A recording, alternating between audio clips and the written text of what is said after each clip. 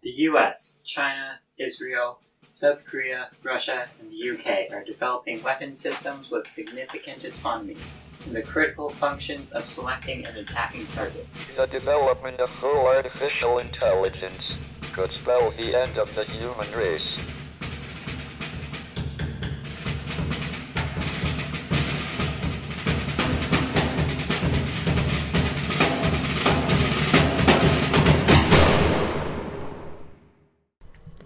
In the present day, AI is a field that is actively researched and thought to be within the reach of humans someday in the near future. The uses of this technology ranges from civil uses to military uses. At the moment, the military and companies associated with them are taking very big steps in the research of AI technologies, and they've come up with some pretty cool stuff. Just look at how this robot doesn't fall over when it's pushed. Now, although a lot of people are working very hard on developing an efficient AI, the technology just isn't there yet. The goal of creating this technology is to have systems that can aid in military procedures by providing information and making smarter and safer decisions. Some rudimentary examples of these technologies exist today, but as you just saw, they're not very good. This is Big Dog. It is a robot created by Boston Dynamics that was designed to train and carry a load of up to 150 kilograms through rough terrain usually inaccessible by traditional vehicles, like a war zone. It was even tested by American Defense in RIMPAC 2014. Now, after hearing all this, you might say, "Wow, that sounds pretty useful. I bet they're being used in the military right now." But no.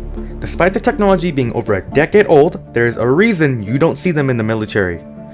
They are quite slow. Its top speed is slower than a human running speed, and their gas engines are loud to the point of impracticality, and they're not actually very autonomous.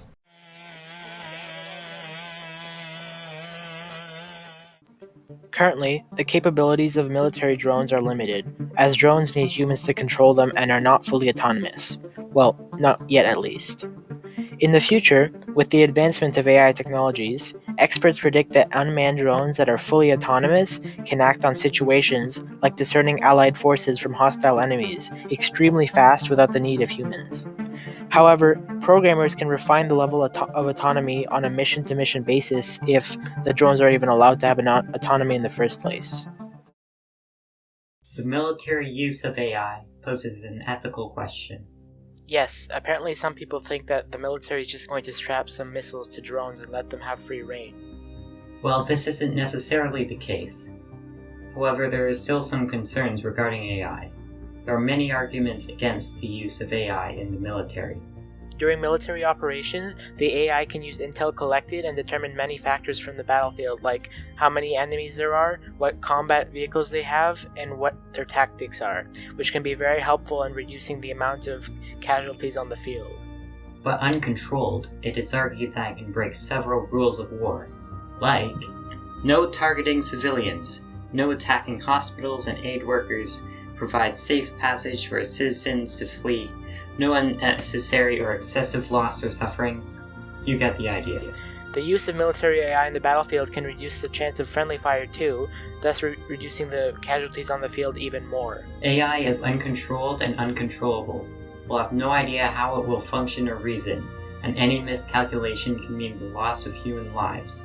AI will have the ability to make decisions faster and with better logic than any human can. AI and killer robots can be mass-produced, and suddenly, you've got a swarm of military drones against you. The technology created for AI use can be also good for civilian lives as well. Advancements in AI for military use can also be used for AI research benefiting civilian lives, such as, for example, self-driving cars. Ban against the development of militaristic AI, full stop, has been proposed. It'll probably just never work. It would be hard to predict how AI's use in the military specifically would affect the job market. Programmers and computer scientists have always been and will continue to be in high demand. The problem is that a lot of low-level workers have the possibility of losing their jobs. Predicting what will come out of AI use in military for general use in civilian lives are also difficult. The reason being is that most military intelligence is classified. I've done a lot of research into when true human intelligence AI will be created.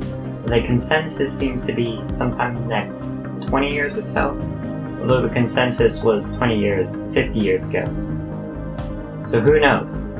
Maybe it'll be created in the next 2 years, maybe in the next 200.